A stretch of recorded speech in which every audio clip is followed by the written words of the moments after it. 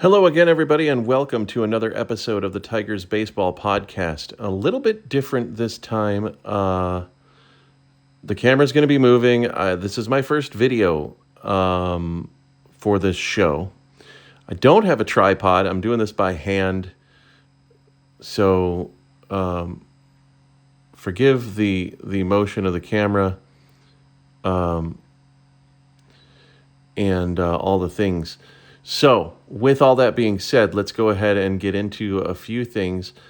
I will explain why I'm doing video instead of audio only real quick, because I was using Tunes to Tube, which is it's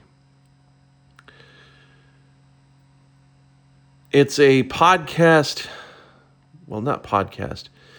It's an audio converter, for lack of a better term. What it does is it fools YouTube into thinking that you're posting videos, because you can't just post audio on YouTube. It has to have a video component, or at least a still photo component of it. And what Tunes to Tube was doing is it was taking and putting a still photo up with my MP3 file that I was uploading to basically tell YouTube, okay, this has a still photo with it. It is what it is. This is what it's supposed to be. And YouTube would take it and publish it to my channel. Well, what they were doing is you could actually choose from a stock set of photos on Tunes to Tube's website. You could let Tunes to Tube do it automatically for you. And it would just go ahead and upload something, and with your free account, you'd have a Tunes to Tube watermark on there, and it would just go ahead and show that, and that was a thing. Well, now it does not, and I don't have a good enough selfie. I haven't taken a selfie yet to give me the ability to just upload with that selfie. Upload the selfie and upload an audio file, because I don't know if there's a file size limit for audio and pictures, or if it's just one file size limit for both. So it's a bit technical. We're not going to get into that too much. So with all that being said, I'm not disappointed in the Tigers. I know there are people who are. I honestly thought they were going to lose that series in 5 games. I was wrong about the way that it came out, because I thought they were going to take the first 2 in Seattle, and then Seattle would take 2 in Detroit, and it would be a Game 5 situation, and Scooble would spit the bit like he did in Cleveland last year. I was wrong. It was very eerily like Cleveland last year, in the sense that, well, it was different because Detroit lost Game 2 instead of losing Game 1. But Detroit had a 2-1 lead. It was different in the sense that the way that the series was split. So Detroit took 2 straight, the second and third games last year of this best of 5. And then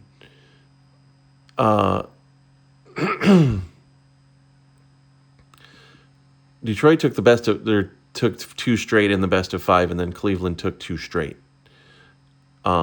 Whereas with this, Seattle took 2 straight in the middle 2, and then Detroit took the first one and the last one, or the first one and the fourth one.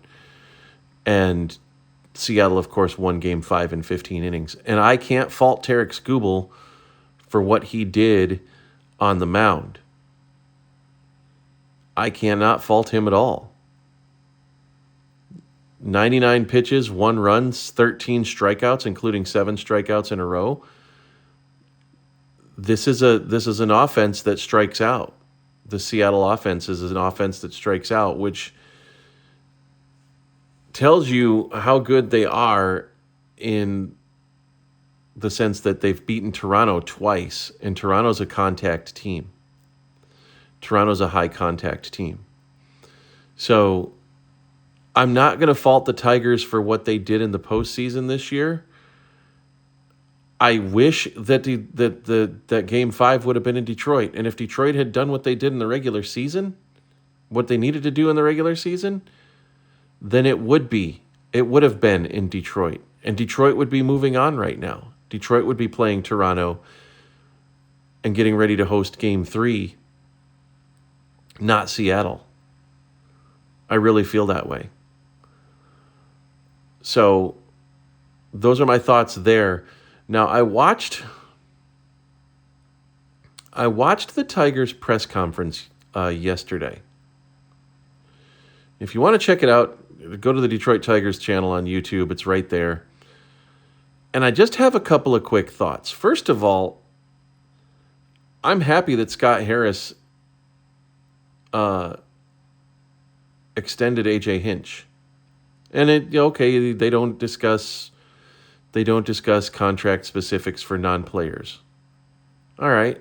Well, we can guess that it was a 2-year extension.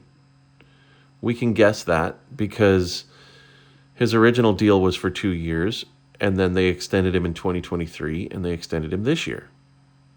So my guess is that it's a 2-year deal, and that's fine. I can live with that.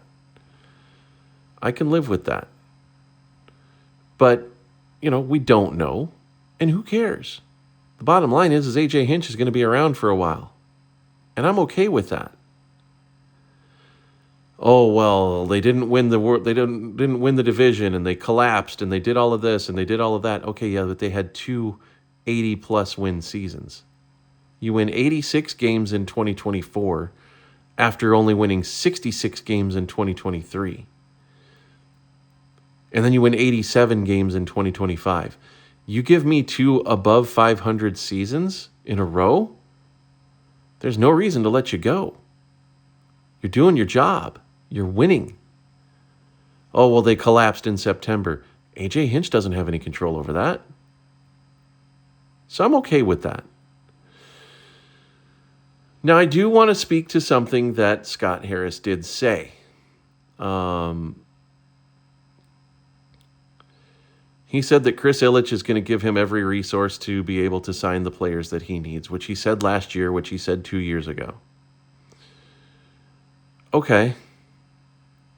Why hasn't Tarek Skubal been re-signed? Why haven't they gotten that done? Why wasn't that done last offseason when Tarek Skubal was in his first year of arbitration eligibility? Why didn't you say, you know what, let's buy out these last 2 years and sign you up? Because if they had offered him 12 years at $320 million or $360 million or whatever they wanted to at that point, I'm sure he would have signed up for that. Now, you're going to have to pay Tarek Skubal $40 million a year, and Detroit ain't going to do that.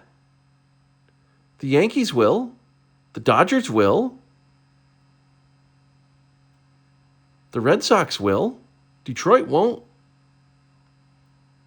You could be looking at a Red Sox rotation of at the top of Skubal and Crochet. Good Lord, nobody's going to win that division other than the Red Sox for a while. You could be looking at a Dodgers rotation of Blake Snell, Tarek Skubal, Yoshinobu Yamamoto, Tyler Glasnow. Tyler Glasnow would be your 4th starter. Yoshinobu Yamamoto would be your 3rd. And the Dodgers would do it because they can. Chris Ilitch can as well. He just won't. If he did, if he could, if he would, he would have done it by now. He would have done it by now. But he didn't. Apologize again for the video quality. I do apologize. I'm holding the camera. I don't have a tripod. So I apologize for the focus issues. But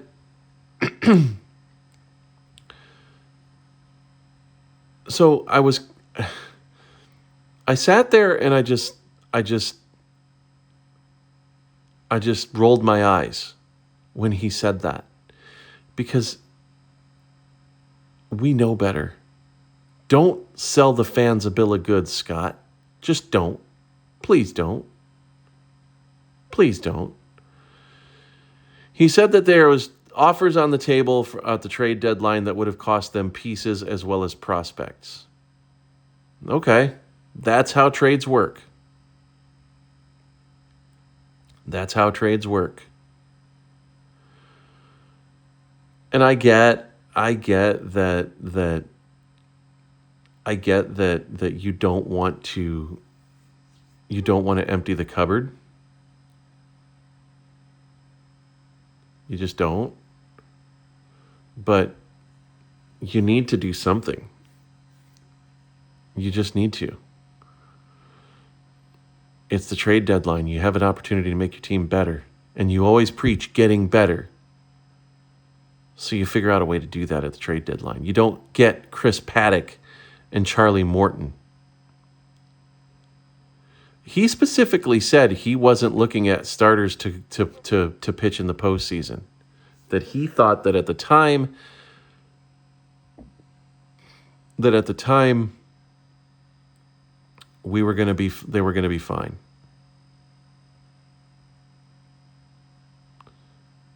I don't feel that way. Because Reese Olson was already on the injured list. He was like, "Oh, well, we figured that with Skubal, Mize, Flaherty and Olson we'd be okay." Olson was already on the injured list. So I don't buy that. I just don't. All right, let's talk about another comment that was made when he said, "We're already working on trying to reduce the amount of swing and miss in the game of some of our players." He wouldn't go into specifics about that as to what he was doing to get that swing and miss taken out of the game of some of the players.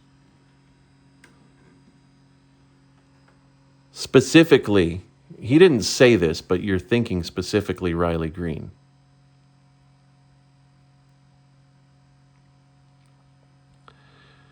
And I honestly think that all he did was said, "You know what, get with your hitting coach and get this fixed, because this is part of what the problem was last year." But we don't know. We're never going to know that. I also noticed that he didn't say Spencer Torkelson is our first baseman next year. You know why? Because you don't know what you're going to get from Torque next year. Last year was a great year. 2023 was a great year. 2024, not so much. So what are you going to get in 2026? He doesn't know. He's not going to commit to that.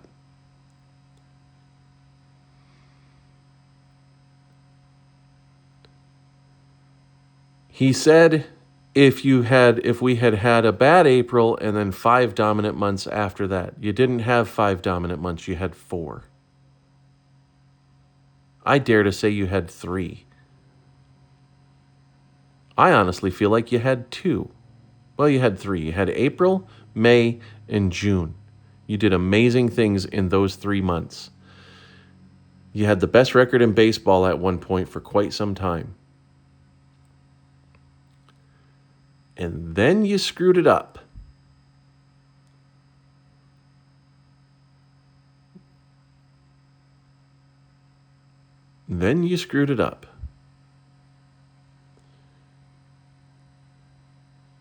You can't say that July was a dominant month when you got swept by Seattle. You dropped 2 out of 3 to Texas. You got swept by Pittsburgh, and you dropped 3 out of 4 to Toronto. You can't say that that's a dominant month. And then you played just over 500 baseball in August. And then you went 7-17 in September.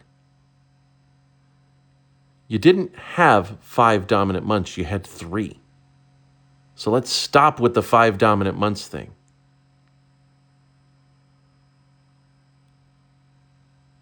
Because that's simply not true. That's simply not the case.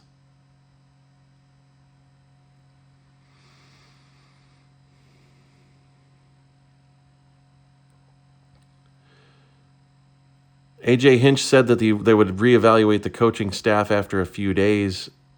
I don't anticipate them getting rid of anybody. Maybe Michael Berdar, but I don't think so because, again, AJ understands that the hitting coach isn't the problem. Now, Minnesota has a managerial vacancy. San Francisco has a managerial vacancy. San Diego has a managerial vacancy. Do you guys see where I'm going here? Texas filled their managerial vacancy with Skip Schumacher.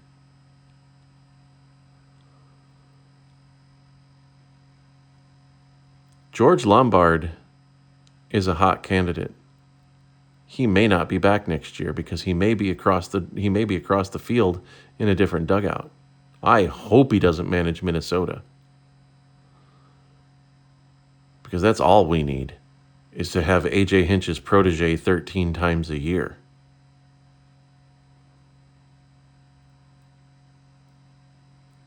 Don't think Joey Cora doesn't want to manage, just like his big brother Alex.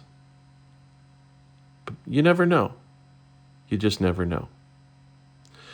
I will be back after the GM meetings, should there be any kind of news involving Detroit, or the winter meetings, should there be any news involving Detroit. Basically, any time between now and the opening of spring training, if there's any big news involving the Tigers, I will be back with a podcast. Until then, I appreciate everybody for subscribing. I appreciate everybody for listening. If there's any new subscribers out there, thank you so much for your subscribing to my channel. I really appreciate it. Like it, tell your friends. Ring the bell to get personal notifications because I'm not going to be posting every day or every week. I don't know when I'll be posting again. Non-tender deadline is coming up soon. I might be posting for that, but who knows? In the meantime, I'll get my technical issues sorted and we'll be able to go from there. With that, I appreciate every single one of you that have been with me all year long and through the entire journey of this podcast. It's been amazing. It's been fun, and I thank you so much. And you know what? As always, go Tigers.